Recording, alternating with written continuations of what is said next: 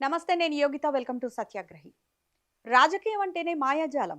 అందులోనూ మన రాజకీయ చాణక్యుడు నారా చంద్రబాబు రంగంలోకి దిగితే ఆ మాయాజాలం నెక్స్ట్ లెవెల్లో ఉంటుంది. ఇప్పుడు ఏపీలో సూపర్ పవర్ పొజిషన్లో ఉన్న బాబు గోదావరి జలాలను నల్లమల సాగర్కు తరలించడానికి ఒక భారీ ప్లాన్ వేశారు. కేంద్రం మన చేతుల్లో ఉంది. అటు తెలంగాణలో రేవంత్ రెడ్డి ప్రభుత్వం కూడా ఫ్రెండ్లీగా ఉంది. ఇక అడ్డు చెప్పేది ఎవరని అనుకున్నారు. కానీ సీన్ కట్ చేస్తే తెలంగాణలోని మేధావులు, రిటైర్డ్ ఇంజనీర్లు, ప్రజలు గట్టిగా నిలబడ్డారు. తెలంగాణ నీళ్లను అంత ఈజీగా వదిలేసే ప్రసక్తే లేదు అని బోర్డు తిప్పేశారు. బాబు పాచికలు పారలేదు. మరి చాణక్యుడు ఊరుకుంటాడా? సొంతంగా బాణం వేస్తే కుదరలేదు. అందుకే ఈసారి ఒక ఇంటి దొంగను లైన్లోకి తెచ్చారు. తెలంగాణకు చెందిన ఒక సీనియర్ మంత్రి ఇప్పుడు ఏపీ ప్రాజెక్టుల కోసం కాలికి బలపం కట్టుకొని తిరుగుతున్నారట. అవును, మీరు విన్నది నిజమే. తెలంగాణ మంత్రి ఏపీ ప్రాజెక్టుల కోసం వకాల్తా పుచ్చుకున్నారు.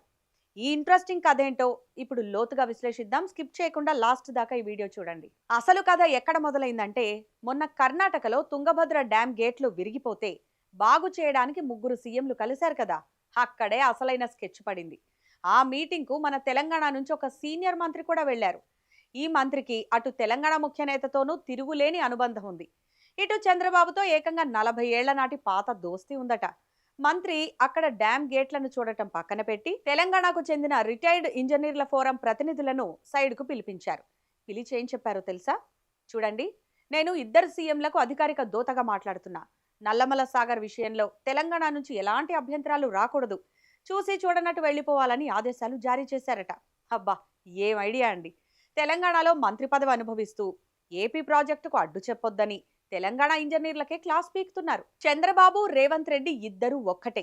వాళ్ళిద్దరూ ఫిక్స్ అయిన లీడర్లు. వాళ్ళు ప్రాజెక్టు కట్టాలని డిసైడ్ అయ్యాక మీరెన్ని పోరాటాలు చేసినా వేస్ట్ అని డిసైడ్ చేసేసారా మన మంత్రి?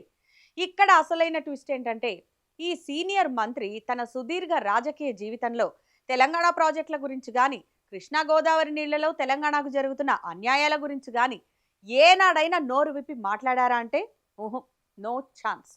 సొంత రాష్ట్రానికి అన్యాయం జరుగుతుంటే గమ్మునున్న నోరు ఇప్పుడు ఏపీలో నల్లమల సాగర్ కోసం, బాబు ప్రాజెక్టుల కోసం మాత్రం మైకు లేకుండానే స్పీకర్ లాగా మోగిపోతోంది.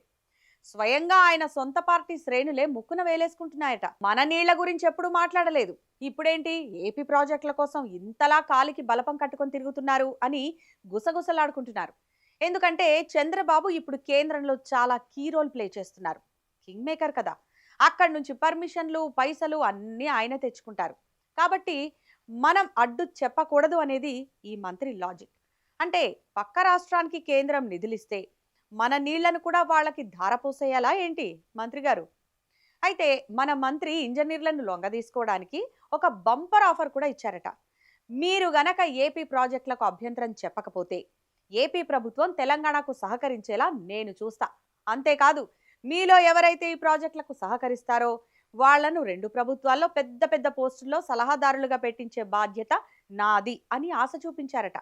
పైగా చంద్రబాబు నెక్స్ట్ టైం హైదరాబాద్ వచ్చినప్పుడు మీ అందరికీ ఆయనతో స్పెషల్ మీటింగ్ పెట్టిస్తా, నేరుగా ఆయనే మీతో మాట్లాడతారు అని ఒక రేంజ్లో బిల్డప్ ఇచ్చారు. కానీ అక్కడున్నది తెలంగాణ ఉద్యమ కాలం నుంచి నీటి లెక్కలు తేల్చిన గట్టి రిటైర్డ్ ఇంజనీర్లు. వాళ్ళు మంత్రి ఆఫర్లకు అస్సలు లొంగలేదు. ఒక సీనియర్ ఇంజనీర్ అయితే మంత్రి ముఖం మీదే గట్టిగా చెప్పేశారట, మాకు తెలంగాణ రైతుల ప్రయోజనాలే ముఖ్యం మంత్రి గారు. మా రైతుల పొట్టకొట్టేలా ఏ ప్రాజెక్టు కట్టినా మేము చూస్తూ ఊరుకోం. మీ ఆఫర్లు మాకొద్దు అని లెఫ్ట్ అండ్ రైట్ ఇచ్చారట. సో అది సంగతి. నల్లమల సాగర్ ద్వారా గోదావరి నీళ్లను తరలించుకుపోవడానికి ఏపీ చేస్తున్న ప్రయత్నాలకు మన తెలంగాణలోనే ఒక ఇంటి దొంగ దొరకడం నిజంగా విచారకరం. చంద్రబాబు, రేవంత్ రెడ్డి ఇద్దరి మధ్య సత్సంబంధాలుండొచ్చు, ఇద్దరు కలిసి పాలన సాగించవచ్చు. కానీ రాష్ట్రాల సరిహద్దులు, నీటి హక్కుల దగ్గరకు వచ్చేసరికి ఎవరి వాటా వారికి దక్కాల్సిందే.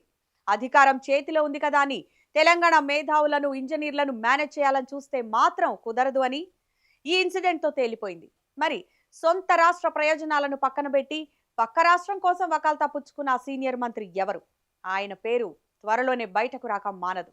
ఈ వ్యవహారంపై మీ అభిప్రాయం ఏంటో, తెలంగాణ నీళ్లను నల్లమల సాగర్కు తరలించే ప్లాన్ పై మరియు ఈ మంత్రి రాయవారంపై మీరేమనుకుంటున్నారో ఈ వీడియో కింద కామెంట్ సెక్షన్లో ఖచ్చితంగా మాకు తెలియజేయండి. ఈ వీడియో మీకు నచ్చితే లైక్ చేయండి, షేర్ చేయండి. ఇలాంటి మరిన్ని ఇంట్రెస్టింగ్ పొలిటికల్ అనాలిసిస్ కోసం మన ఛానల్ని ఇప్పుడే సబ్స్క్రైబ్ చేసుకోండి. Thanks for watching.